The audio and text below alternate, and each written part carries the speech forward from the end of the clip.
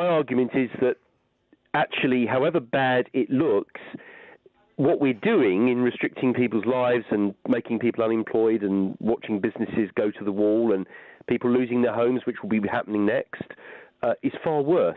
And not only that, it's people's health is suffering as well in other areas. So I think that the government does need to review their policy, and we need to find a better way forward. Right. And when you say better way forward, do you mean the relaxing of the whole of lockdown? Do you mean everybody back to work as normal, or what do you have in mind? Well, I think that we all have to act differently and more responsibly than we would do in normal situations. We don't want to spread the virus. We don't want to infect people. We need to show concern towards others who are vulnerable. But what I don't think is right is that we've effectively shut down half the country, and because of that, it's going to create a lot more problems down the road, particularly in terms of people not getting their operations, not attending hospital. People are afraid to go to hospital. Also, we've got a situation where people are lonely. They're at home. They're not able to live their normal lives. And this is going to lead to other health problems. So we need a balance. And what I haven't seen at all is a balance to this. It's all about one issue. And I know it's a serious issue, and I don't take it lightly at all.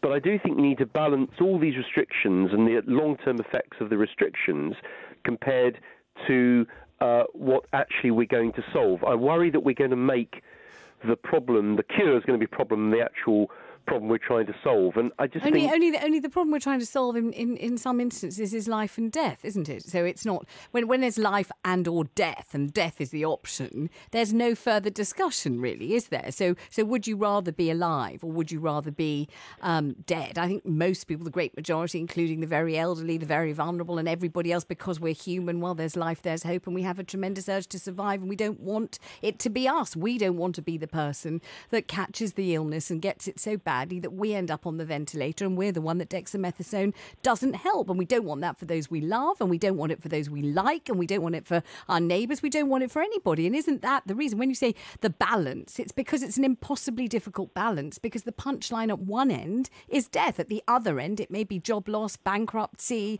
unemployment. It may be terrible financial privation and debt that stocks up for generations. But at the other end, it's death potentially. And that's what the whole problem is. And it's not that they haven't thought about balancing it or they're not trying to. But when you say, I want to see the balance, what do you want anyone to show you? What can they show you?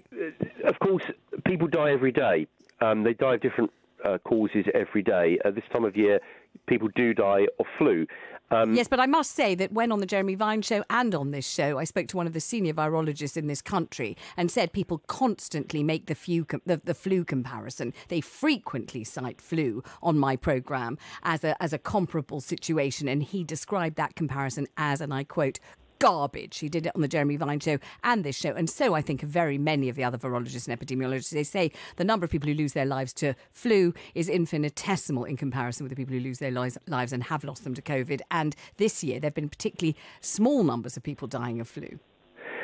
Well, this is it. You can't die twice. So maybe some people have died of COVID when they might have died of flu. So there's all sorts of permutations on this, and there's no doubt you're right, Vanessa, that people are dying, and we should do everything possible to protect them, look after them, and prevent the spread of the virus. But on the other side, and this is where you've got to get the balance, is that the effects of locking down almost permanently for some people, the effects of this are also going to create potential deaths, because people will die for other reasons. We're already seeing an explosion of people dying at home because they're not going to hospital, they're not getting their operations, they're not getting their blood tests. In my borough, some people are waiting up to 3 months for a blood test, so they won't find out what's actually wrong with them, and of course that's extremely dangerous. So we do have to get an overall balance to this, because the idea that we're going to lock down again and then lock down a third time, and it's going to continue to lock down. Now, there's good news over the vaccine, but it could be many months before vast numbers of people are able to get that. We don't know yet.